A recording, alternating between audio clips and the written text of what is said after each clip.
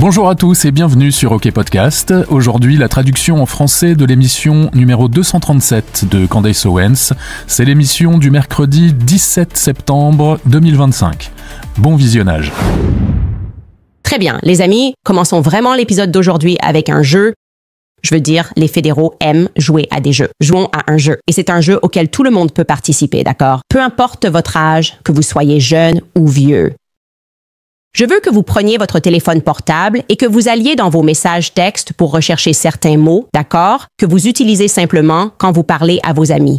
Des mots qui ont été simplement lancés dans une conversation, la prétendue conversation entre le présumé meurtrier de 22 ans de Charlie Kirk, Tyler Robinson, et son petit ami de 22 ans, Lance Twiggs, d'accord? Le premier mot que je veux que vous recherchiez est « récupérer ». Cherchez-le. À quand remonte la dernière fois où vous avez utilisé le mot « récupérer » entre vous et un ami? Récupérer. Je vais récupérer quelque chose. J'ai joué à ce jeu avec toute mon équipe et j'ai pu trouver, en remontant sur les 3 dernières années, 2 messages où quelqu'un a utilisé ce terme. La première personne était un ancien militaire et la deuxième était un policier. Ça a du sens. D'accord, on n'a pas fini de jouer à ce jeu. Le deuxième mot que je veux que vous cherchiez dans votre téléphone est « véhicule ». Véhicule. Je veux dire, qu'est-ce qui s'affiche pour vous? Est-ce quelque chose que vous dites que « je vais juste sortir jusqu'à mon véhicule. J'ai laissé quelque chose dans mon véhicule. Je reviens tout de suite. Je viens de garer mon véhicule dehors. Je ne me souviens plus où j'ai garé mon véhicule. » Qu'est-ce qui s'affiche pour vous? Oh, probablement littéralement rien. Peut-être quelque chose en rapport avec la préfecture, DMV, c'est ce qui est apparu pour moi. Je crois que pour Skillar, quelque chose est apparu concernant son lavage de voiture. Votre véhicule est prêt. Ça sonne plutôt professionnel. Je ne sais pas quoi vous dire, les gars, parce que ce qu'ils nous disent, c'est que c'est simplement la façon dont les jeunes de 22 ans parlent de nos jours. Apparemment, ils discutent tranquillement entre eux et ils disent « véhicule » et « récupérer ». Et si vous ne me croyez pas, tant mieux. Vous ne devriez pas croire ça. Vous ne devriez pas me croire quand je dis ça. Alors, bienvenue de nouveau sur Candice. J'adore les véhicules rapides. Je suis un grand amateur de véhicules, a dit personne, jamais. Les messages textes qui ont été publiés hier dans l'acte d'accusation de Tyler Robinson ont parfaitement du sens si vous ne les analysez pas du tout. Littéralement, si vous suspendez toute raison, toute rationalité, alors ils peuvent parfaitement avoir du sens. C'est la seule façon. Il faut juste arrêter de réfléchir. Il faut en arriver à ce point où tu te demandes, est-ce qu'on parle encore de Jeffrey Epstein? Non, pour être juste. Maintenant, on considère plus largement à quel point les fédéraux nous prennent pour des idiots.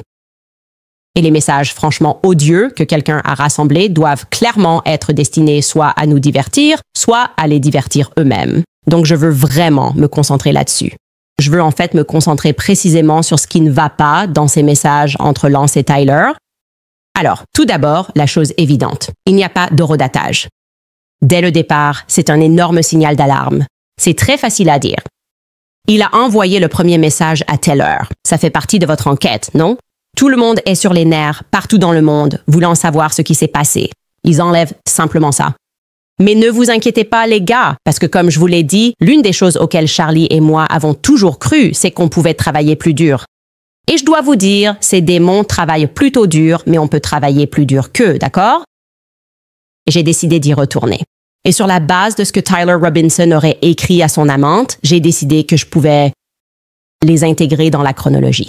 Je pouvais établir une chronologie approximative, au moins, pour qu'on puisse la visualiser et voir à quel moment ils ont dû être envoyés en se basant sur ce qu'il dit, n'est-ce pas? Parce qu'il dit certaines choses qui n'avaient pas été révélées au public à un certain moment, donc on va faire ça. Je veux aussi souligner le fait que le langage, ce que beaucoup de gens ont dit en ligne, quelqu'un a même laissé un commentaire très drôle. C'est presque poétique. Il y a même des virgules dedans. C'est un anglais parfait. Et c'est en fait un contraste frappant par rapport à ce qui est inscrit sur les douilles, n'est-ce pas? Il passe en revue tous ces mèmes qu'il a écrits et je ne suis pas vraiment à la page niveau jargon, d'accord? Il faut vraiment être un initié d'Internet et dans le coup, mais pour une raison quelconque, quand il écrit ses messages, il est très formel, extrêmement formel, n'est-ce pas? Il tient vraiment à ce que la ponctuation soit correcte. Bref, replongeons directement dans la chronologie. Replongeons directement dans cette conversation. Et nous allons d'abord nous concentrer sur le 3e message. Et n'oubliez pas, juste pour introduire cela, ils nous disent qu'à aucun moment, d'après ce qu'on nous autorise à savoir, le 10 septembre, après que Charlie Kirk a été abattu, le colocataire, c'est-à-dire Lance, a reçu un message texte de Robinson qui disait « Laisse tout ce que tu fais, regarde, sous mon clavier ». Et donc Lance, je ne sais pas ce qu'il fait de ses journées, mais il peut le faire. Il sait qu'il est chez lui. Et Lance alors se précipite, je dis qu'il a couru ou trottiné, qui sait, et il regarde et il voit ce mot. Et pour être clair, nous ne pourrons jamais voir ce mot parce que les fédéraux nous ont depuis dit que le mot a été détruit, mais même s'il a détruit le mot, il en a pris une photo. Oui, ça a du sens parce que si tu veux détruire quelque chose, la meilleure chose à faire, c'est d'en prendre une photo. Les fédéraux ont vu la photo, mais nous, on ne pourra pas la voir non plus. De toute façon, n'y pense pas si tu veux que ça ait du sens. Ensuite, on découvre que Lance, je suppose, a décidé de prendre une photo puis d'envoyer un texto à Tyler en retour. Et c'est là qu'il lui demande, Lance dit, « Tyler, quoi? Tu plaisantes? Non. Parce que, tu sais, le mot disait, j'ai l'opportunité de m'en prendre à Charlie Kirk et je vais la saisir. » Alors Lance est là, genre, « Quoi? Tu plaisantes? » Et Robinson lui répond, Tyler dit, « Je vais toujours bien, mon amour, mais je suis coincé à Orem. C'est la ville, d'accord, où se trouve l'UVU pour encore un petit moment. C'est poétique, encore un petit moment. Je chercherai ça sur mon téléphone plus tard. Je devrais bientôt rentrer, mais je dois encore récupérer mon fusil. Honnêtement, j'espérais garder ce secret jusqu'à ma mort. Je suis désolé de t'impliquer. Maintenant, je veux passer à ce prochain message parce qu'il nous donne une chronologie. Heath lui dit, « Je suppose tout de suite. » Lance dit, « Ce n'est pas toi qui l'as fait, n'est-ce pas? » Et Robinson répond, « C'est moi. Je suis désolé. » Et le colocataire dit, « Je croyais qu'ils avaient attrapé la personne. » D'accord. Et Robinson répond, « Non, ils ont attrapé un vieux fou puis interrogé quelqu'un portant des vêtements similaires. J'avais prévu de récupérer mon fusil à mon point de dépôt peu après, mais la plupart de ce côté de la ville a été bouclé. C'est calme, presque assez pour sortir, mais il y a un véhicule qui traîne. D'accord, donc ça nous permet en fait d'intégrer ça dans la chronologie assez simplement. Pourquoi? Parce que nous savons, et nous pouvons consulter cette chronologie, qu'ils ont d'abord pensé que c'était George Zinn, donc c'est de lui qu'ils parlent en disant « un vieux fou ». Et sur la chronologie, Skylar, si tu veux l'afficher pour qu'on puisse la parcourir, à quelle heure Charlie se fait tirer dessus à 12h23? Fais défiler un peu vers le bas. George Zinn, on l'apprend environ 30 minutes après cela. George Zinn, le garçon leurre, c'est à ce moment-là qu'il est annoncé comme suspect en garde à vue par la police de l'Utah. Mais ce n'est pas avant, d'ailleurs, 17h30, parce qu'il a mentionné ce deuxième suspect. Et il dit curieusement dans cette correspondance qu'il porte des vêtements similaires, ce que je trouve étrange, car nous ne savons pas ce que porte ce deuxième suspect avant 17h30. Quand le gouverneur Cox, 12 minutes après le début d'une conférence de presse commencée à 17h30, mentionne que le deuxième suspect, qui est une personne d'intérêt, porte des vêtements entièrement sombres. Donc, le plus tôt que ce message aurait pu être envoyé, c'est après 17h30. Je pense que c'est peu probable. Parce que je pense, encore une fois, que tout cela est inventé, ces messages, parce qu'il dit qu'il porte des vêtements similaires. D'accord, il nous dit des vêtements sombres. Qu'est-ce qui est similaire là-dedans? Ce type, soi-disant, quand il a fait ça, portait un jean noir. Je portais, un jean foncé et une chemise noire. Donc c'est comme tout le monde sur le campus. D'accord, personne lors de la conférence de presse n'a dit qu'on l'avait arrêté parce qu'il portait quelque chose de similaire au tireur. Donc ce langage-là est en fait une erreur de la part des fédéraux, mais encore une fois, cela nous permet de l'intégrer dans la chronologie. Donc c'est bien, d'accord. La chronologie est de retour ici. Et nous savons ensuite que Kash Patel tweet que le suspect en garde à vue a été relâché. Notre enquête se poursuit, c'était une erreur. L'homme aux vêtements plus foncés, on ne sait pas qui c'est. Et ensuite, c'est après, encore une fois, comme je l'ai dit, que ces échanges ont alors dû avoir lieu. Donc, on parle de tard dans la soirée, d'accord, 6 heures plus tard. Je me demande ce que fait Tyler Robinson pendant tout ce temps. Skylar, tu peux laisser ça afficher parce que je veux continuer à faire défiler, d'accord? Ce qu'il fait pendant tout ce temps, parce que c'est vraiment très long pour simplement traîner sur le campus. Mais ensuite, heureusement, il va nous dire ce qu'il fait, n'est-ce pas? Il va intervenir tout de suite ici, et il nous dit qu'il est proche de la scène. On sait, dans cette conversation, qu'il dit ensuite à Lance qu'il cherche à récupérer ce fusil, n'est-ce pas? Il dit « J'aurais aimé avoir fait demi-tour et l'avoir récupéré dès que je suis arrivé à mon véhicule. Je m'inquiète de ce que mon vieux ferait si je ne le ramenais pas. Oh, pardon, revenons un peu en arrière. Il nous donne ensuite son alibi, ce qui est incroyable, non? Il dit qu'il traîne dans le coin. J'essaie de récupérer le véhicule. Et puis, bien sûr, comme on le fait toujours quand on essaie de tout arranger, on énonce ensuite son alibi, n'est-ce pas? Lance lui demande « Pourquoi as-tu fait ça ?» Et Robinson répond « J'en avais assez de sa haine. Il y a des haines avec lesquelles on ne peut pas négocier. Si je peux attraper mon fusil sans être vu, comme si j'essayais de nettoyer la scène, mais en même temps je te dis exactement quelle est ma motivation ici. Je n'aurais laissé aucune preuve. Je vais essayer de le récupérer à nouveau. » Avec un peu de chance, ils sont partis. Je n'ai rien vu à propos d'eux le retrouvant. D'accord, donc il est maintenant tard dans la soirée. Il traîne toujours dans les parages. Le colocataire arrive alors et demande « Depuis combien de temps tu prépares ça ?» Il répond « Un peu plus d'une semaine, je crois. Je peux m'en approcher. » Toujours en train d'essayer de s'approcher de ce fusil, alors je me demande si les fédéraux pourraient peut-être nous fournir des images. Non, on devrait pouvoir voir des images. Il doit être en train de faire tourner sa voiture au ralenti. T'as parlé du fait qu'il a cette voiture. Je suppose qu'il n'est pas juste assis dans les bois ou sur un trottoir. Tout le monde parle d'une soi-disant chasse à l'homme. Alors où est-ce qu'il est assis tranquillement, traînant, rôdant? Je ne sais pas. Mais ce seraient des images plutôt intéressantes qu'ils pourraient diffuser s'ils ne veulent pas que nous devenions tous des adeptes des théories du complot. OK, il dit ensuite « Ouais, je planifie ça depuis un peu plus d'une semaine. Je peux vraiment m'en approcher. Mais il y a une voiture de patrouille garée juste à côté. C'est l'endroit où déposer. Je pense qu'ils ont déjà fouillé l'endroit, mais je ne veux pas prendre le risque. » Et puis, il dit à Lance que je regrette de ne pas avoir fait demi-tour pour le récupérer dès que je suis arrivé à mon véhicule. Tu sais, c'est un véhicule. Je m'inquiète de ce que mon vieux ferait si je ne ramenais pas le fusil de grand-père. Je suis allé exactement à l'endroit où j'ai pris ce fusil, d'accord? Je ne sais pas. Je ne sais même pas s'il avait un numéro de série. C'est bizarre, parce qu'il prépare ça depuis une semaine. Il a peut-être vérifié, et maintenant, tout à coup, il entre dans les détails et se demande si le fusil avait un numéro de série. Ça me paraît un peu étrange. Mais ça ne remonterait pas à moi, bien sûr, puisque tu viens de nous dire par écrit que c'est celui de ton grand-père. Tu essaies clairement d'effacer tes traces. Je m'inquiète pour les empreintes. J'ai dû le laisser dans un buisson, là où j'ai changé de vêtements, d'accord? On va en parler. Concentre-toi sur le changement de vêtements. C'est un élément vraiment important dans cette histoire, et c'est pour ça que je suis maintenant un complotiste confirmé à ce sujet, d'accord? Je l'ai laissé dans le buisson où j'ai changé de vêtements, d'accord? Je n'avais ni la possibilité ni le temps de l'emporter avec moi. Je vais peut-être devoir l'abandonner et espérer qu'il ne trouve pas d'empreinte. Comment je vais expliquer à mon vieux que je l'ai perdu? La seule chose que j'ai laissée, c'est le fusil enveloppé dans une serviette. C'est la seule chose. Sinon, c'était un travail parfait. C'était un travail professionnel de premier ordre. La seule chose que j'ai laissée derrière moi était l'arme avec mon prince dessus. Oh mon Dieu, n'est-ce pas? C'est plutôt incroyable. D'accord.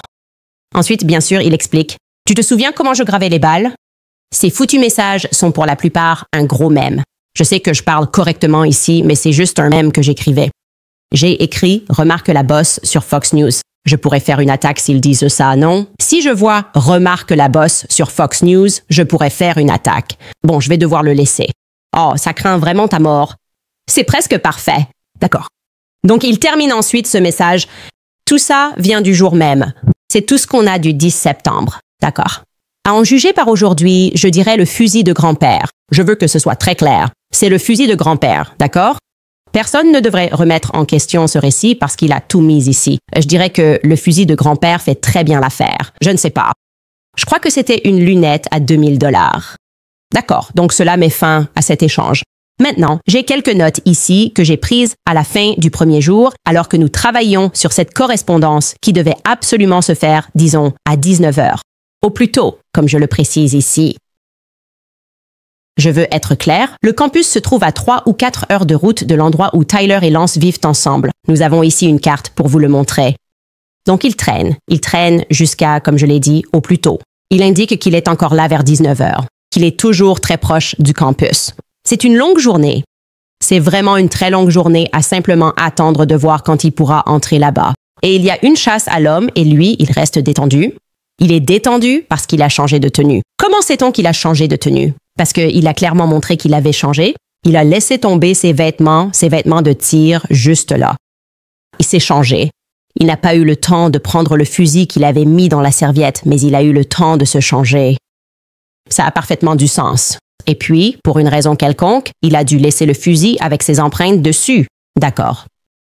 Ce qui est intéressant à ce sujet, c'est que, vous savez, il faut reconnaître que, curieusement, ce qu'ils ont retiré de cet acte d'accusation, encore une fois en lien avec les vêtements, c'est le fait que, et le gouverneur va le dire, on nous dit qu'il est d'abord entré sur le campus ce jour-là à 8h07 du matin. TMZ nous montre les images, souvenez-vous, de l'homme portant un t-shirt bordeaux et un short. C'est ainsi que cette journée commence. C'est en marchant dans un quartier juste à l'extérieur du campus universitaire. Le gouverneur Cox a confirmé que c'était bien lui, sans mentionner l'acte d'accusation. C'est curieux, cela semble très pertinent. Franchement, je veux dire, vous devriez en parler. La tenue vestimentaire. Au fait, qu'a-t-il fait de 8h07 du matin, quand il est entré sur le campus, jusqu'au moment où on le voit ensuite marcher, revenir sur le campus à 11h51, cela fait environ 4 heures. Une autre chose que les fédéraux pourraient publier pour dissiper toute théorie du complot serait de le montrer en train de retourner à sa voiture. Vous nous dites qu'il retourne ensuite sur le campus et qu'il porte une tenue différente. Peut-on le voir quitter le campus? Nous savons que l'endroit est couvert de caméras. Je me sentirais mieux si vous nous montriez qu'il quitte le campus, puis qu'on le voit revenir avec une autre tenue encore. Il n'est pas clair pourquoi il n'a pas simplement porté la tenue qu'il comptait mettre, puisque j'imagine qu'il y a des milliers et des milliers d'étudiants qui portent quelque chose d'aussi décontracté qu'un t-shirt noir et un jean bleu. Je comprends qu'il faille se changer si, par exemple, tu portes une tenue de sniper ou si tu portes, je ne sais pas, un costume de Warner. Tu sais, si tu arrives et que tu portes un costume d'Halloween complet, alors oui, peut-être que tu devrais te changer. Mais là, c'est juste une tenue normale d'étudiant à la fac. C'est exactement ce à quoi on s'attend sur le campus, c'est ce que portent les garçons. Bref, comme je l'ai dit, ce seraient mes arguments depuis le premier jour. Les fédéraux peuvent publier ça. Et aussi, je me demande, où Tyler a-t-il passé la nuit? Peuvent-ils clarifier cela? Il n'aurait certainement pas pu faire un aller-retour en courant jusque-là et revenir chez lui. Je rentre bientôt à la maison. Ça aurait été aux petites heures du matin. D'ailleurs, ça aurait été le bon moment, si tu veux vraiment t'en sortir, pour dire à ton amant de supprimer les messages, mais il ne le fait pas. Il ne va pas lui dire de supprimer les messages cette nuit-là. On peut supposer qu'il l'a vu. Ils n'ont pas dit qu'il était rentré chez ses parents. Alors, que s'est-il passé pendant la nuit?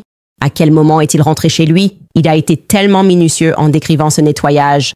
Et d'ailleurs, on sait que Discord va plus tard affirmer que ces messages n'ont pas été coordonnés sur leur serveur, ce qui, selon moi, faisait clairement partie du plan plus large. D'accord. Passons au 11 septembre, car il se passe beaucoup de choses à ce moment-là.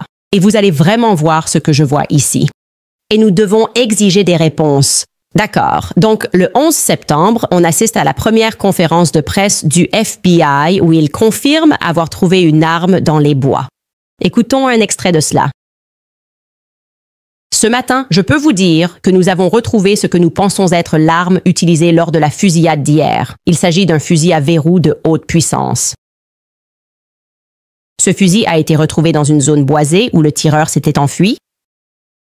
Le laboratoire du FBI va donc analyser cette arme. Maintenant, je ne dirais pas que le tireur s'est enfui simplement en me basant sur le fait qu'il rôdait dans les environs en appelant pour récupérer son arme. OK, depuis longtemps. Mais peu importe, allons-y avec ça. Et puis qu'est-ce qu'on a après 7 heures du matin? La conférence de presse est exclusive. Nos gars, résidents du New York Post, toutes les exclusivités possibles, les photos de la mort de Jeffrey Epstein, Ghislaine Maxwell retrouvée dans un in and out. C'est toujours le New York Post, d'accord? Je les considère comme des fédéraux.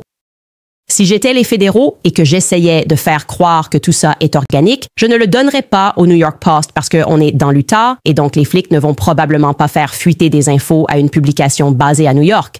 Mais peu importe. Ils ont l'exclusivité. C'est eux qui révèlent la photo. Ils ont toujours l'exclusivité. D'accord? Et ils nous montrent l'arme dans la fusillade.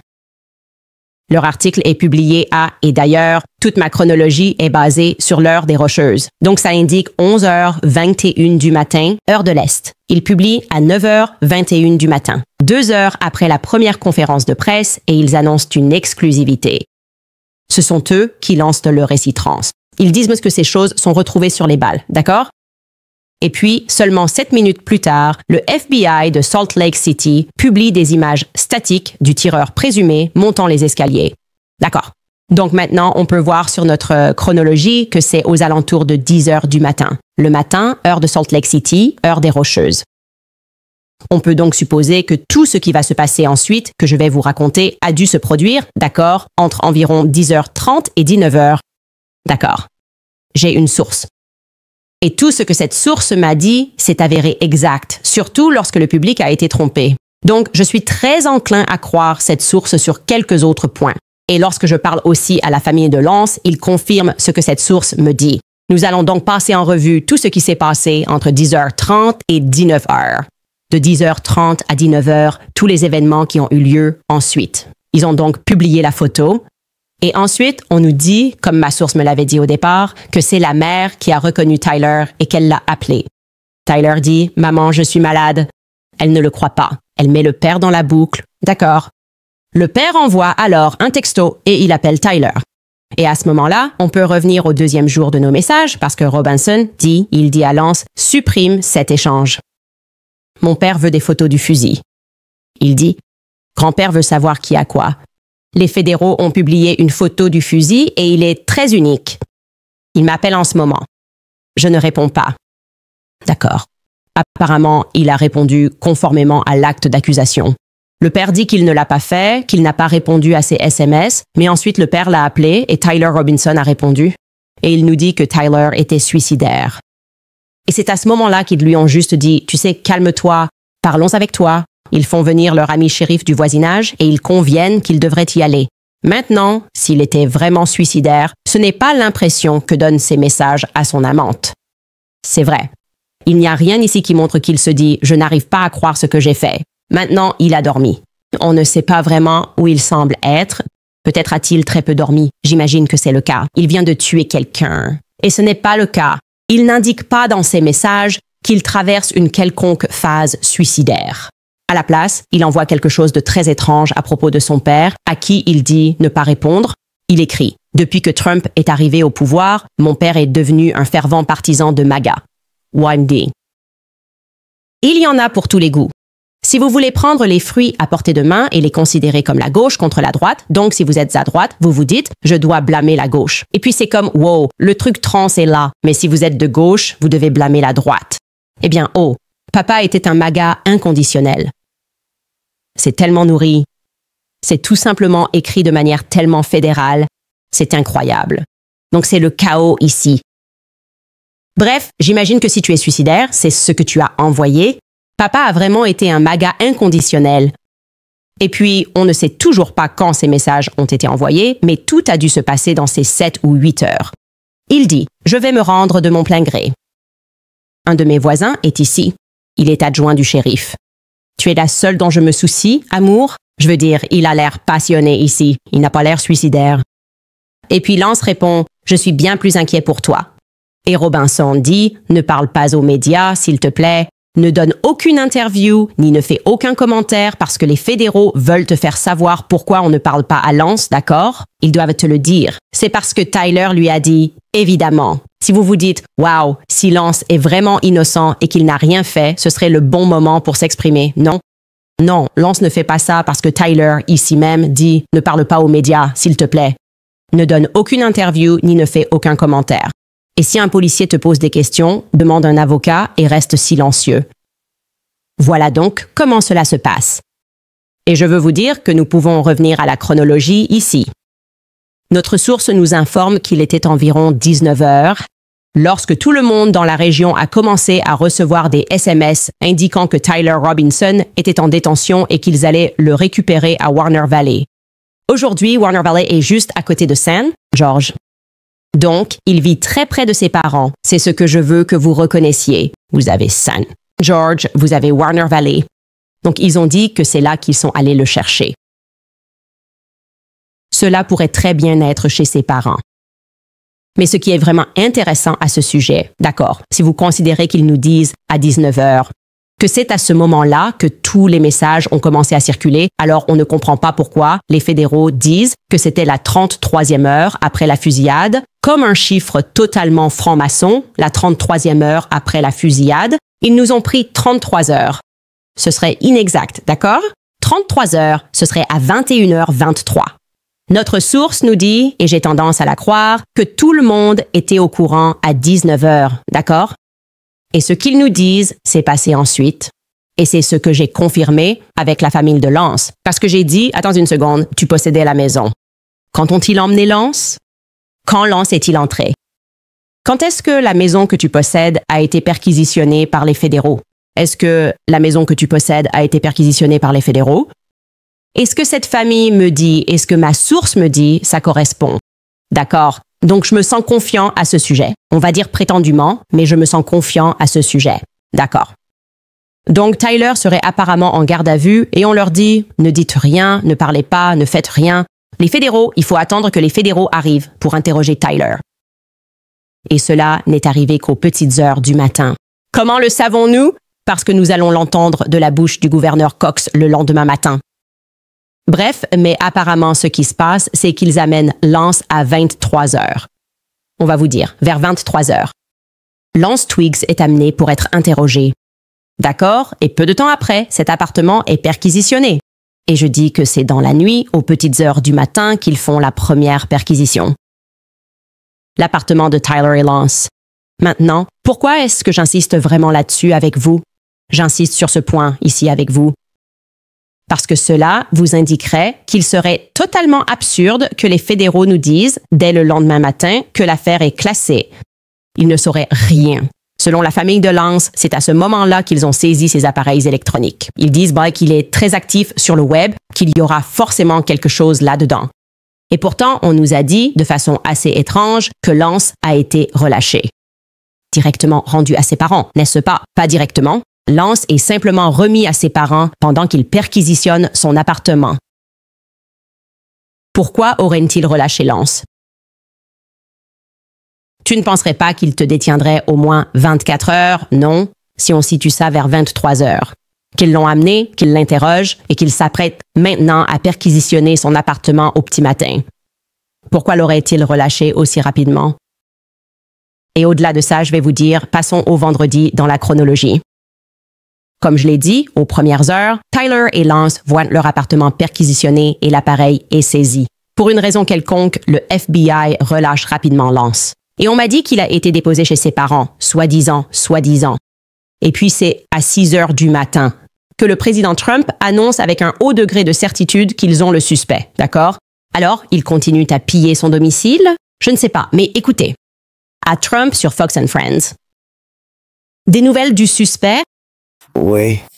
Est-ce que je peux toujours dire « je pense », juste pour nous protéger tous, pour que Fox ne soit pas poursuivi, que nous ne soyons pas tous poursuivis et tout le reste. Mais je pense, avec un haut degré de certitude, que nous l'avons en garde à vue, n'est-ce pas?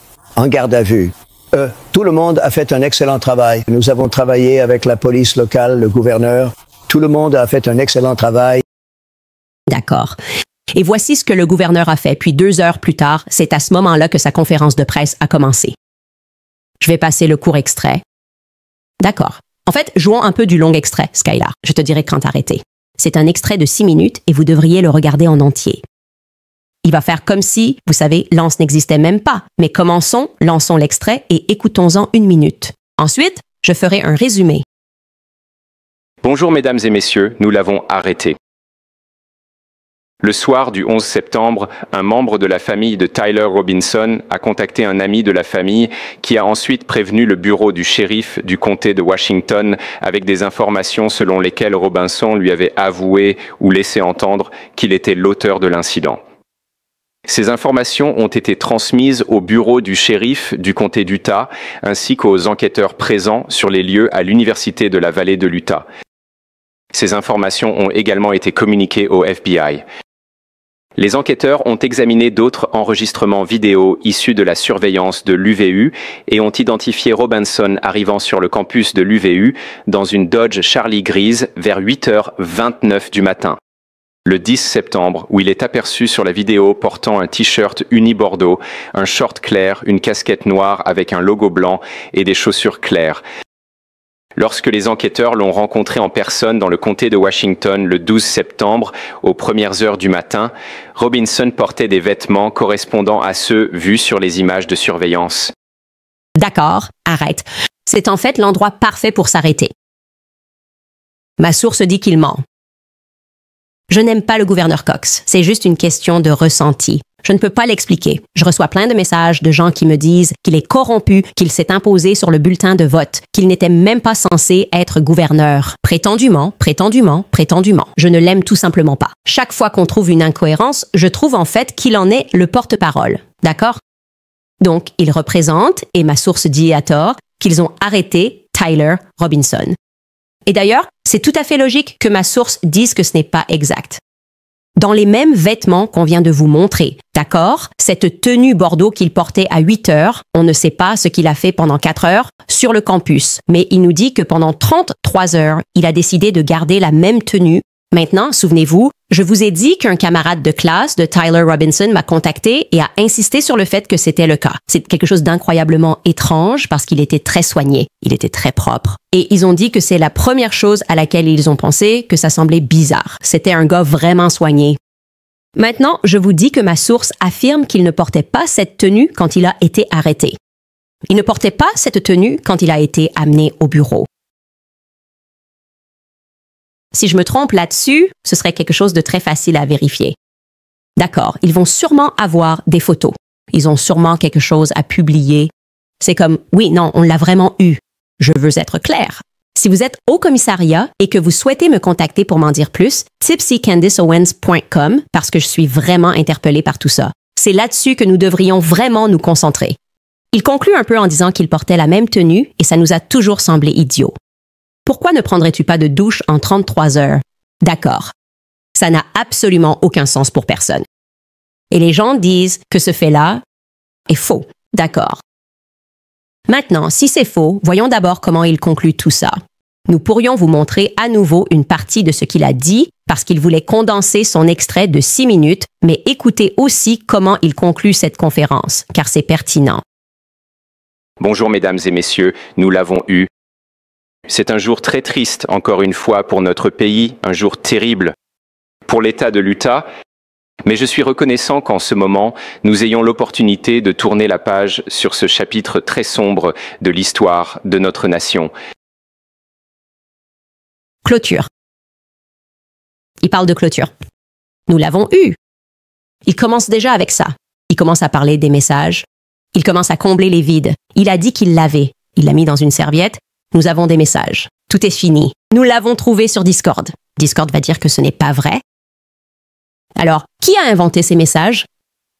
La question est, quand ces messages ont-ils été inventés? Si Discord dit qu'ils n'existent pas, cela me fait penser que ces messages viennent juste d'être créés, non?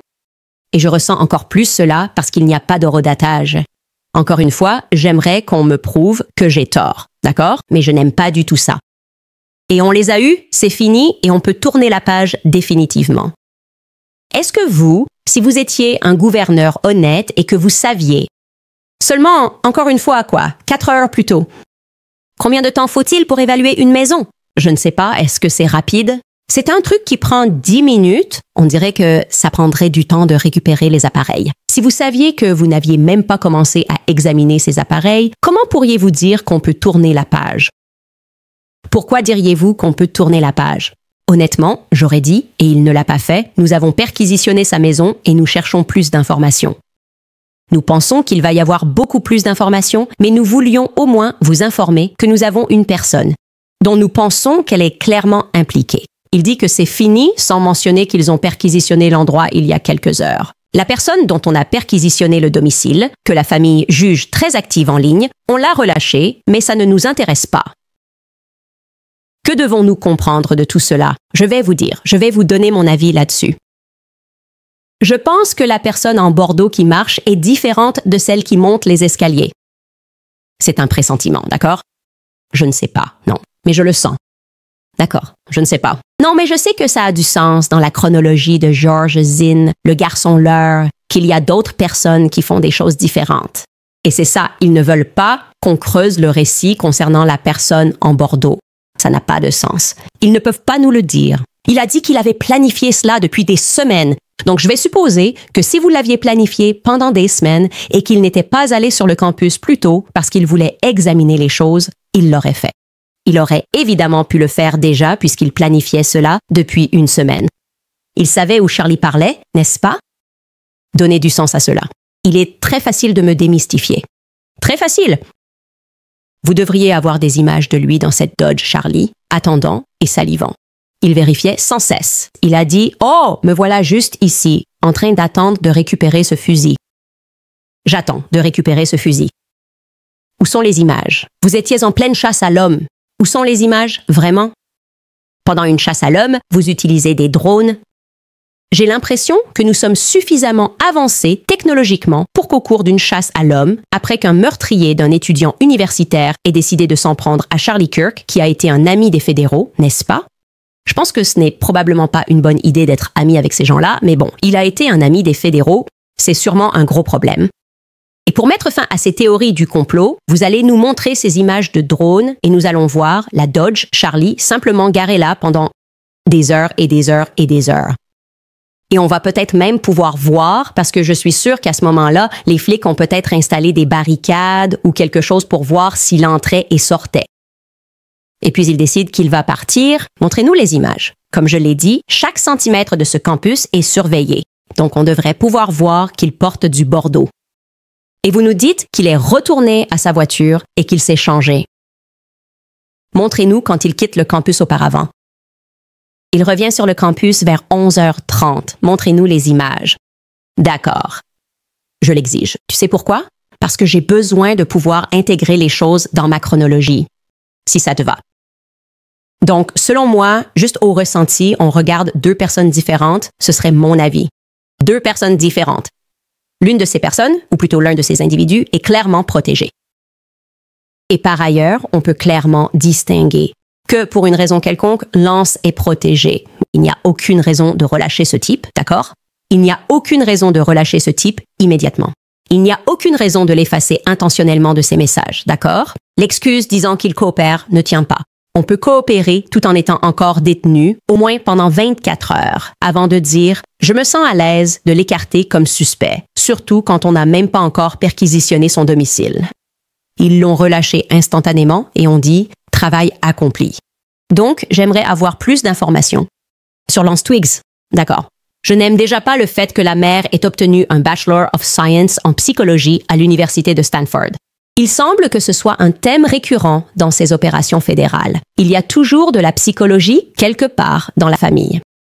Et je veux être très claire, je ne dis pas que sa mère a quoi que ce soit à voir avec tout ça, mais je dis que j'ai le sentiment que ce gamin, pour une raison quelconque, une raison inconnue, est protégé. Et je ne suis pas le seul. Sa famille le ressent aussi. D'accord. Sa famille trouve ça étrange. Comme je l'ai dit hier, je leur ai parlé aujourd'hui. Je leur ai parlé hier. Ils trouvent étrange que les fédéraux soient passés à autre chose aussi rapidement et qu'ils aient été malhonnêtes, selon eux, à propos de tout lorsqu'ils ont d'abord communiqué des informations. Alors pourquoi ressentons-nous tout cela? Nous devons absolument aller au fond des choses. Faisons une petite pause. Je vais vous montrer quelques trucs. Je veux dire, Tucker a complètement détruit le récit de BBNet et Yahoo de Megyn Kelly. Dave Smith, je veux dire, tout le monde hier. La vérité finit inévitablement par sortir au sujet de l'état d'esprit de Charlie. La seule raison pour laquelle on en parle, évidemment, c'est à cause de BBNet et Yahoo qui sont sortis et ont menti. Mais avant tout, avant d'aborder certains points importants qu'il a évoqués, je veux vous rappeler Riverbend Ranch parce que je les adore vraiment en tant qu'entreprise. Et je sais qu'il y avait tellement de gens, tellement d'entreprises qui voulaient absolument faire quelque chose pour essayer d'apporter un peu de guérison. Et aussi pour essayer de se souvenir de Charlie, et Riverbend Ranch a fait exactement la même chose. Ils ont préparé l'hommage suivant pour lui rendre honneur. Nous rendons hommage à Charlie Kirk et nous célébrons tout le bien immense qu'il a accompli dans sa vie. Charlie a courageusement défendu les principes sacrés de la liberté, du dialogue constructif, de la vérité, des valeurs familiales et du bon sens. Il enseignait avec humour et sagesse et appuyait ses convictions sur des données et des faits. Il a donné un exemple fort en allant à la rencontre de ceux qui n'étaient pas d'accord avec lui et en dialoguant avec eux. Nous pleurons sa disparition, mais ce qu'il nous a transmis continue de résonner avec encore plus de force. Un message de la part de toute l'équipe de Riverbend Ranch. Qu'est-ce que vous en pensez? Qu'est-ce que je viens de vous dire? Je pense qu'il s'agit de deux personnes différentes. Et j'en suis d'autant plus convaincue parce que je trouve étrange qu'il ne publie même pas la vidéo, cette séquence floue de l'homme montant les escaliers. Pourquoi n'avons-nous qu'une seule image fixe de cela? Est-ce que ça a du sens pour toi? Pourquoi? Pourquoi n'y a-t-il que des images fixes? Publiez la vidéo. Quand j'ai d'abord regardé cette vidéo et qu'ils ont dit que c'était lui, je me suis dit, ça ne ressemble pas à la même personne. Enfin, un peu, mais non. Et ça semble intentionnellement flou. Vous pourriez publier des images plus nettes. Vous savez que vous pouvez publier des images plus claires. Alors faites-le, parce qu'on ne va pas lâcher l'affaire. Je crois maintenant qu'il y a un niveau fédéral de corruption et de conspiration impliqué dans ce meurtre, d'accord? De George Zinn à Lance Twix, les questions sans réponse étaient du genre « Que faisait-il chez lui? Que fait-il dans la vie? Se sont-ils vus ce soir-là? Pourquoi modifions-nous leurs messages? Pourquoi ne puis-je pas lire les messages de Lance? S'il est si transparent, pourquoi ne puis-je pas lire comment il a répondu et à quelle heure ces messages ont été envoyés, d'accord? Il y a trop de choses que les fédéraux peuvent facilement faire pour nous dissuader, d'accord? Et ils ne font rien de tout ça. Ils font juste ce truc du genre « Est-ce qu'on en parle encore ?» Non, maintenant ils font carrément « C'est inapproprié. Les funérailles de Charlie approchent. » Arrête. Arrête-toi tout de suite. D'accord. Arrête. C'est exactement ce que non. Oh, tu es inapproprié. Non, tu sais ce qui était inapproprié? Que Charlie Kirk se fasse tirer dessus. Alors que nous avons tous dû regarder ça, nous souffrons tous de stress post-traumatique et du manque de réponse que nous recevons des fédéraux. C'est la seule chose ici qui soit vraiment inappropriée. Je veux être très clair.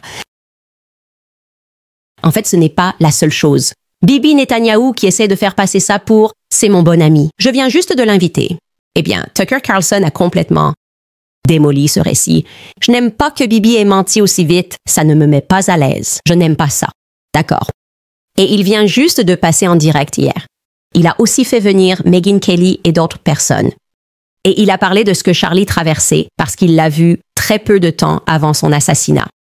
Et il laisse entendre à tout le monde ce qu'il y avait exactement dans la tête de Charlie Kirk et ce qu'il vivait à ce moment-là.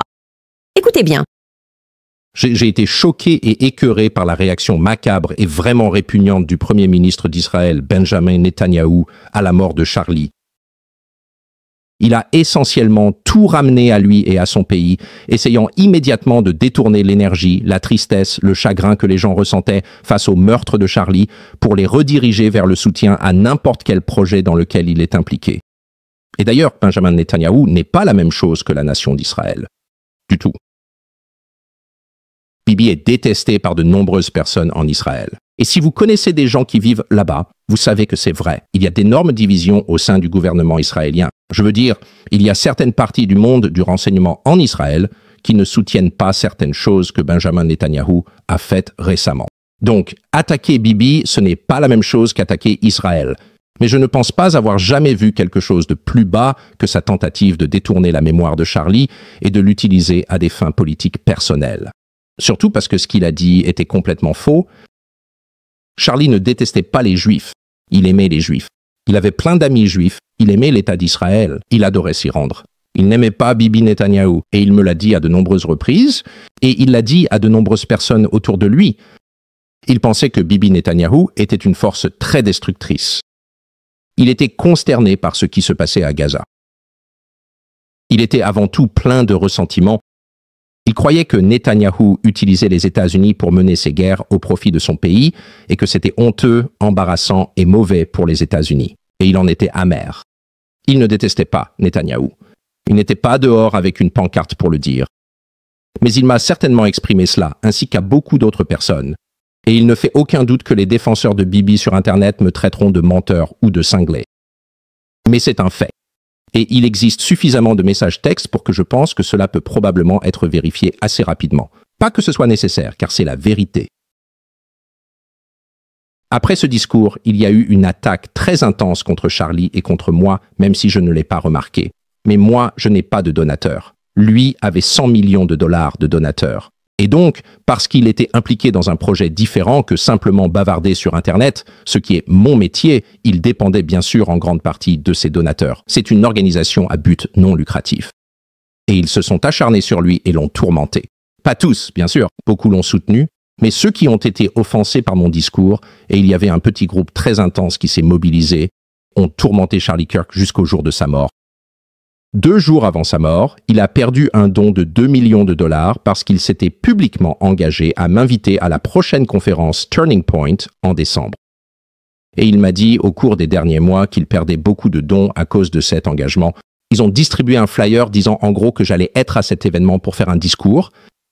Et donc il m'envoyait des messages en me disant « Mec, je prends vraiment cher à cause de ça. » Et les gens sont vraiment en colère. Le comité juif américain a appelé, dans un communiqué, Charlie Kirk, un antisémite, et je cite, dangereux.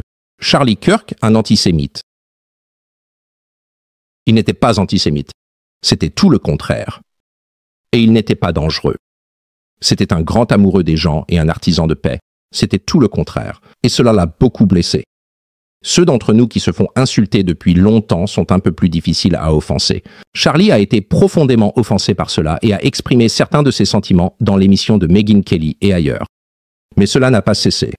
La raison pour laquelle je raconte cette histoire, c'est parce qu'il m'a appelé puis est venu me voir chez moi à ce sujet. Et je lui ai dit à chaque fois, écoute, j'ai ma propre façon de communiquer mes opinions. Ce n'est en fait pas le sujet le plus important pour moi. Il y a beaucoup de choses dont je peux parler, je n'ai pas besoin d'aller à Turning Point. Je peux prendre une année sabbatique, aucun problème. Je détestais voir à quel point il souffrait, tous les ennuis qu'il avait avec les gens.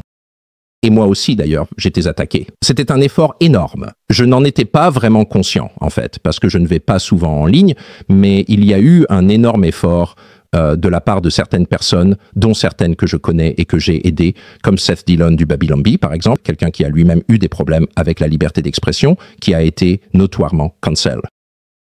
J'aime bien Seth Dillon. Je l'ai invité à plusieurs reprises. J'ai dîné avec lui pour lui montrer mon soutien. Seth Dillon était là, exigeant que Charlie Kirk me retire de la liste, me fasse sortir de scène, parce que j'avais dit des choses qui ne plaisaient pas à Bébé ou à lui, ou peu importe.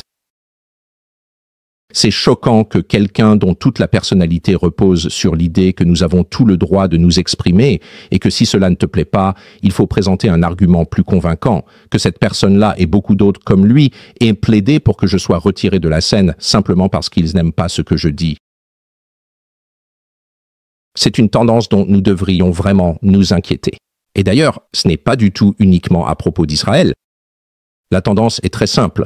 Les personnes qui détiennent le pouvoir ne veulent pas entendre de désaccord. Elles ne veulent jamais être remises en question. C'est pour cela que nous avons la liberté d'expression.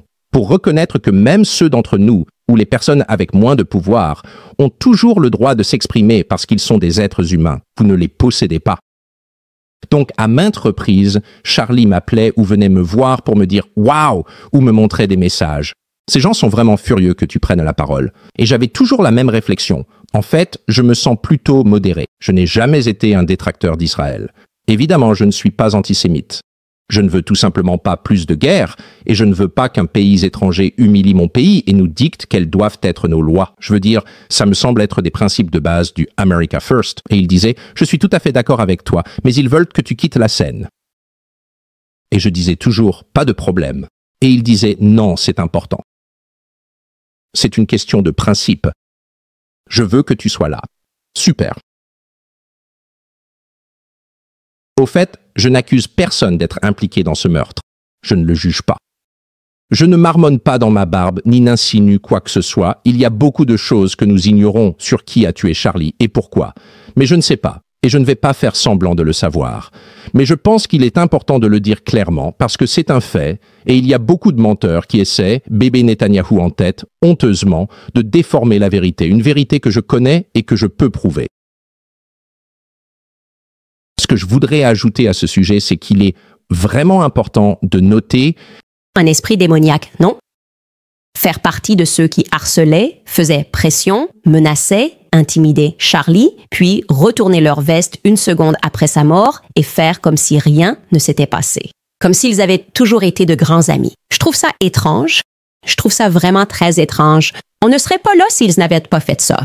Ils auraient pu dire n'importe quoi d'ailleurs, comme Josh Hammer. Je sais comment tu lui envoyais des messages, publie-les, mon gars. Publie simplement tous tes échanges avec Charlie dans les 48 heures précédant sa mort. D'accord. Laisse les gens voir. Ils ont fait pareil avec moi au début, l'année dernière. Ils ont insisté. Et j'ai dit, Charlie, je n'arrivais même pas à reprendre mon souffle. J'ai dit à Charlie, ne te bats pas contre tes donateurs. Laisse-les gagner. Je dois reconstruire ma vie. Je venais d'être licencié publiquement. Genre, ce n'est pas, t'inquiète pas, t'es super bon, je ne pourrais pas m'en soucier moins que ça. Tu es comme un frère. Fais ce que tu dois faire pour survivre. D'accord. Il a vu qu'il s'en prenait pas seulement à CandiceOwens.com, mais aussi à Tucker. J'aimerais lui parler, il ne devrait pas être ici. Charlie a compris où le vent tournait, car avec eux, ce n'est jamais assez. Ils veulent être l'autorité en matière de parole. Et la réalité, c'est que ces mêmes personnes qui faisaient pression sur lui le menaçaient et l'intimidaient. Et l'ont traité d'antisémite, lui disant qu'il hébergeait de l'antisémitisme, puis sont devenus les premiers à essayer de l'encenser et à dire « Ne cherchez pas plus loin, il est en quelque sorte mort pour Bibi Netanyahou ». C'est faux, et nous devons nous opposer à ce récit. Matt Gaetz est entré dans l'arène et a essentiellement renforcé ce que Tucker Carlson a dit. Il a tweeté ceci. « J'ai une connaissance personnelle de bon nombre des affirmations que Tucker avance ici. Elles sont 100% vraies, oui. Ils se comportaient comme des démons. Il n'y a tout simplement aucun doute. C'est très étrange quand un démon fait ensuite semblant de ne pas avoir été démoniaque. Tu pourrais être détendu. Tu aurais pu transformer la situation. Après que Charlie ait été assassiné, tu aurais pu dire « Wow, ma dernière correspondance avec lui, c'était parce que j'étais contrarié à propos de quelque chose. Et maintenant, je réalise que la vie est si courte et fragile et que ça ne vaut vraiment pas la peine de se chamailler les uns avec les autres. Je regrette vraiment ma dernière correspondance. » Et là, j'aurais été du genre, d'accord, c'était vraiment authentique et sincère. Au lieu de ça, ils ont fait comme si nous avons passé un moment merveilleux. Je me suis juste dit que ce n'était pas quoi. Oh, j'adore Charlie. Je l'aimais tellement. Il y a quelque chose de bizarre là-dedans. Spirituellement, c'est maléfique. C'est ça, c'est maléfique. Et au cas où vous auriez besoin de plus, une autre personne pour vous dire qu'il était intimidé et qu'on le harcelait pour savoir à qui il pouvait parler. Voici Megyn Kelly. Elle a rejoint Tucker Carlson et elle le dit très rapidement. Écoutez. Charlie n'est pas le seul à l'avoir été. J'ai été menacée ou menacée de couper les ponts avec vous ou de ne pas vous soutenir. Moi aussi, j'ai compris cela, surtout depuis que vous êtes plus franc sur Israël. Et je me fiche complètement de la pression qu'ils exercent sur moi. Je me dis, de quoi parlez-vous? C'est de la folie? Pourquoi voudriez-vous faire taire une voix aussi puissante et importante simplement parce que vous n'êtes pas d'accord avec elle sur un sujet sur lequel nous vous avons tous vu évoluer sincèrement alors que vous réfléchissez aux principes que vous défendez depuis des années, comme America First, ce qui arrive aux chrétiens, ce qui est le mieux pour nous et nos enfants ici? Comment puis-je les protéger? C'est ma priorité numéro 1. Et j'ai été absolument écœurée et repoussée par les personnes qui ont essayé de me mettre la pression à ce sujet. Bien sûr, cela n'est jamais arrivé. Mais je sais, pour en avoir parlé avec Charlie, qu'il l'a ressenti aussi. Vous l'avez entendu de la bouche de Charlie, il a ressenti. Et il y a ici une couche de pression néfaste pour que certains récits n'aillent que dans un seul sens, ce qui doit être dénoncé et combattu. J'adore ça. Franchement, Megyn, c'était incroyable. Merci. Je crois qu'on ressent tous en ce moment qu'on doit parler, d'accord? Donc, si tu sais quelque chose à propos de ce qui s'est passé, si tu as des infos, envoie-moi tout parce que c'est moi qui organise, d'accord? Je reçois beaucoup de tuyaux. Au fait, beaucoup d'entre vous ont parlé de la personne qui, très rapidement, je crois 4 minutes après que Charlie a été abattu, est allé décrocher la caméra, a déplacé sa chaise, s'est levé et a décroché la caméra, littéralement 4 ou 5 minutes après qu'il ait été abattu. Je veux vous faire savoir que j'ai pu découvrir qui était cette personne parce que j'ai reconnu l'un des individus et j'ai contacté cette personne. Et je lui ai dit, tu sais, je te connais depuis longtemps et j'aimerais voir les images. Mais j'aimerais voir les images et je pense que le monde me ferait confiance s'il n'y a rien d'étrange qui s'est passé ce jour-là. Et il y avait environ 4 ou 5 caméras ce jour-là. Je ne vais pas publier les images, mais je veux les voir de mes propres yeux pour pouvoir me tenir sur cette plateforme, pour pouvoir m'asseoir ici sur cette plateforme et dire au monde, il ne s'est rien passé de louche. Vraiment, nous pouvons tous rentrer chez nous. C'était Tyler Robinson et il a agi seul et il n'y avait personne d'autre là-bas. Et ce gamin, je suppose, après avoir eu une vie où il n'embêtait personne, s'est juste réveillé un jour et a choisi la violence, puis a décidé d'expliquer chaque détail de ce qu'il avait fait ce jour-là par message texte. Je veux pouvoir regarder les gens dans les yeux, honnêtement, et leur dire ça, donc je veux voir toutes ces images. Donc je travaille pour aller au fond des choses, d'accord? Je sais qu'il y a beaucoup de théories du complot qui circulent à propos de l'agent de sécurité et que des gens pensent qu'il faisait des gestes. Je connais cette personne de la sécurité. C'est un type bien. Ça me surprendrait. D'habitude, j'ai un ressenti sur quelqu'un, mais pas avec ce gars-là. Pas le gars dont ils disent qu'il est genre en train de remonter. Il a tendance à faire ça, à remonter ses manches. Je n'y crois pas, d'accord? Je n'y crois pas. Et mais voilà, c'est mon instinct. Mon instinct m'a toujours guidé dans la bonne direction. Je veux que vous sachiez qu'une fois que j'aurai regardé toutes les images sous tous les angles, si je fais cette demande officielle et qu'ils ont dit qu'ils en parleraient aux avocats, je pense que le monde me ferait confiance pour dire « il n'y a rien eu de louche et voici exactement ce qui s'est passé ». Donc, j'ai fait cette demande et je veux que vous le sachiez. Et je suis sérieux. Je vais aller au fond des choses.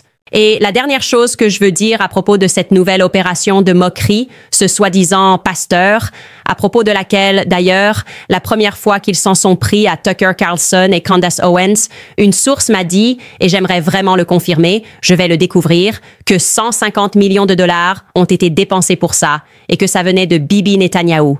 J'aimerais savoir si c'est VR, si c'est vrai. Mais bref, évidemment, j'enquête là-dessus et je ne vais pas lâcher l'affaire, d'accord? Vous n'allez pas utiliser une sorte de jujitsu émotionnel, et là je parle de Roy ou Rob McCoy qui dit « Je suis le pasteur de Charlie et voici la vérité », ou peu importe ce que c'est, pour détourner le regard maintenant, d'accord? Vous n'allez pas me dire que je dois me sentir trop mal pour enquêter sur qui a tiré sur mon ami devant mes yeux. Alors arrêtez les bêtises. C'est ce que le pasteur de Charlie a fait circuler auprès de toutes les personnes qui intimidaient Charlie avant sa mort. C'est drôle que le pasteur de Charlie n'ait pas su trouver sa voix quand Bibi Netanyahou mentait à propos de Charlie, tuer son pasteur. Tu sais que ce qu'il dit, ce sont des mensonges. Non, il n'a pas trouvé sa voix pour dire quoi que ce soit à propos de Bibi Netanyahou. Candace qui enquête sur des choses, oui, ça doit s'arrêter. Voilà ce qu'il a écrit, d'accord? Quel est son prénom? Rob McCoy. Il a écrit « Charlie Kirk était mon ami et j'étais son pasteur. » Je veux simplement dire ceci sur Candace Owens. Charlie Kirk était un ami de Candace et n'a jamais parlé publiquement contre elle, même s'il n'était pas d'accord. Il n'a jamais agi ni propagé de ragots ou d'insinuations sur Candace. Mon seul commentaire à faire concernant Candace est le suivant. Je souhaite seulement qu'en ce moment tragique de deuil, elle soit l'amie pour Charlie Kirk qu'il a été pour elle. Il n'aurait jamais traité Candace ou sa famille de cette façon si, Dieu nous en préserve, cette tragédie lui était arrivée à elle. Un ami aime en tout temps, et il cite un proverbe biblique. Maintenant, laissez-moi dire ceci, d'accord? J'espère que Charlie aurait été le genre d'ami que je suis en train d'être, d'accord? Il n'aurait jamais... Pourquoi? Pourquoi Charlie Kirk n'aurait-il pas enquêté si j'avais été tué et qu'on nous mentait de façon aussi évidente? Je pense que tu te trompes. Je pense que Charlie était un véritable ami et il n'aurait pas laissé tomber. Il n'aurait pas laissé passer ça. Surtout pas parce qu'il était en train d'être manipulé émotionnellement par un type qui, curieusement, est resté silencieux quand Bibi a menti. Tu savais, si tu étais vraiment son ami proche et son pasteur, ce qu'il ressentait à propos de Bibi Netanyahou. Tu savais, si tu étais son ami proche et son pasteur, exactement les noms de tous ceux qui l'intimidaient et à quel point il déforme ce qu'il croyait, alors pourquoi ne te concentres-tu pas sur le fait d'être plus honnête en tant que pasteur et de donner autant d'informations que possible pour que nous puissions poursuivre cette enquête? Si tu n'es pas capable de faire cela, je vais devoir te demander de te taire, d'accord? Tais-toi! Je le pense vraiment. Personne ne va m'empêcher d'enquêter sur ce qui est arrivé à Charlie Kirk parce que j'ai l'impression, d'accord, qu'il s'agit d'une conspiration au niveau fédéral, ce qui signifie qu'il pourrait y avoir quelqu'un d'autre, peut-être quelqu'un de proche de Charlie qui pourrait être impliqué, n'est-ce pas? Et quand je serai convaincue qu'il n'y a pas de conspiration, je le communiquerai. Mais pour le moment, non, je pense que je ressens exactement le contraire. Je ne fais confiance à personne. Il y a beaucoup plus d'informations que j'aimerais pouvoir partager, mais je vais vous le dire, les choses vont devenir encore plus laides. Et ces véritables démons essaient de justifier en disant qu'il ne faudrait pas enquêter avant les funérailles d'État, jusqu'à ce que, comme je l'ai entendu, des gens essaient d'acheter leur place. D'accord? J'ai donné autant d'argent, je veux dire quelques mots à propos de Charlie Kirk. D'accord? Arrêtez. D'accord, arrêtez simplement. Un véritable ami enquêterait sur le meurtre de quelqu'un et il n'arrêterait pas tant qu'il ne serait pas satisfait de la résolution et des réponses qu'il a reçues. Et je vous dirai quand ce sera le cas, pasteur. D'accord? Très bien, les gars, qu'est-ce que vous avez en tête? Dites-moi ce que vous avez tous en tête et aussi ce que vous pensez de tout ça. J'ai l'impression que ce sont deux personnes différentes. C'est juste une impression que j'ai en ce moment et, comme je l'ai dit, les fédéraux pourraient facilement prouver que ce n'est pas vrai. Vous avez les images. Vous devez avoir les images de lui en train de retourner à sa voiture après qu'il soit dans la voiture Bordeaux. Caitlin écrit « Candace, tu es une force avec laquelle il faut compter. Dieu merci, Charlie t'a à ses côtés. Que Dieu bénisse Charlie Kirk et sa famille. Que Dieu te bénisse, Candace Owens, ainsi que ta famille. Que Dieu bénisse l'Amérique. Continue de faire vivre l'héritage de Charlie. » Je sais que Charlie est monté au ciel et je pense qu'il nous regarde. Je pense qu'il nous observe, sachant que, comme sa femme l'a dit, les malfaiteurs ont fait certaines choses et moi, je vais continuer à me battre jusqu'à ce que nous découvrions la vérité. Je me fiche de qui ne m'aime pas. Franchement, je m'en fichais déjà. En fait, j'ai quitté la politique il y a un moment parce que je n'avais pas ce que Charlie avait, la patience de supporter les gens qui te poignardent dans le dos, qui mentent et qui te mettent la pression. J'étais littéralement du genre, je vais tout brûler et tout reconstruire, d'accord? C'est pour ça qu'ils me détestent. C'est exactement pour ça qu'ils me détestent, parce qu'ils n'ont aucun pouvoir sur moi. Ils ne peuvent pas me virer. La seule personne qui peut me virer, c'est mon mari. J'espère pas. Geraldine Padilla écrit « Ne jamais abandonner. Batte-toi pour Charlie et batte-toi pour la liberté. On le fera. » Mia écrit « Que faites-vous quand une personne a une telle intégrité morale qu'elle ne fera jamais rien que vous puissiez utiliser pour la faire chanter et qu'elle ne prendra pas votre argent pour dire des mensonges? Charlie Kirk ne pouvait pas être acheté ni faire chanter et c'est pour ça qu'ils l'ont évincé. C'est la théorie que tu présentes là, Mia. Et je dirais ceci, c'est comme Tucker l'a dit, avoir autant de donateurs. Ce que je sais, c'est que les donateurs sont devenus très pourris à la fin. Ils comptaient sur ces donateurs. Certains d'entre eux ont proféré des menaces financières contre lui jusqu'à la dernière minute. Certaines personnes mentent et disent que j'ai dit que ce donateur avait essayé de le tuer ou c'est tellement ridicule. Des menaces financières, c'est une menace. D'accord? C'est une menace. Michel écrit « Toi et Charlie, vous êtes tous deux très inspirants et m'avez beaucoup appris. C'est incroyable ce que tu fais pour Charlie. Que Dieu vous bénisse, toi et Charlie. Amour et prière d'Écosse. » Merci à tous. Je vous vois me défendre quand des gens mentent et disent que j'ai dit des choses que je n'ai pas dites. Leur nouvelle rumeur, c'est que j'ai vu les acolytes de Bill Ackman dire « Voulez-vous commenter? » Le New York Post voudrait... J'ai dit « New York Post, vous n'êtes que des flics fédéraux. » Et je ne veux pas commenter. Je m'en fiche. Les gens sont éveillés. Nous sommes éveillés, d'accord? Nous voyons ce qui se passe et vous n'allez pas me distraire. Écrivez vos articles stupides. Appelez-moi comme vous voulez. Les gens écoutent et ils entendent les mots qui sortent de ma bouche, d'accord? Le monde entier doit se réveiller maintenant et je crois que le meurtre de Charlie Kirk nous a donné l'occasion de le faire, d'arrêter les bêtises entre la gauche et la droite et de nous concentrer sur ceux qui nous détestent vraiment et qui nous gouvernent en même temps. Scott écrit « Quel est votre avis sur la question posée concernant la violence trans? » La question sur la violence trans? As-tu regardé sa vidéo de remords? Je n'ai pas été convaincue. Je crois qu'il était allé à d'autres événements de Charlie Kirk. Aussi, le gars aux cheveux longs qui a applaudi et dit qu'il expliquerait plus tard. Tout cela peut être une coïncidence, mais ça semble trop brouillon pour que le type du Mossad soit aussi fou. Je ne suis pas sûre de savoir de qui tu parles. Mais je vais juste dire ceci de façon générale. Je n'ai pas présenté de théorie sur qui était impliqué. Ma théorie, c'est qu'on ne nous dit pas la vérité, et je pense qu'il y avait plusieurs personnes impliquées, y compris George Zinn. C'est ma théorie principale pour le moment. George Zinn, avec cette histoire de l'heure, ça n'a absolument aucun sens pour moi. Et ça aurait du sens s'il y avait plus de personnes impliquées. Donc, je crois que Tyler Robinson a joué un rôle. Je ne sais pas quel rôle il a joué.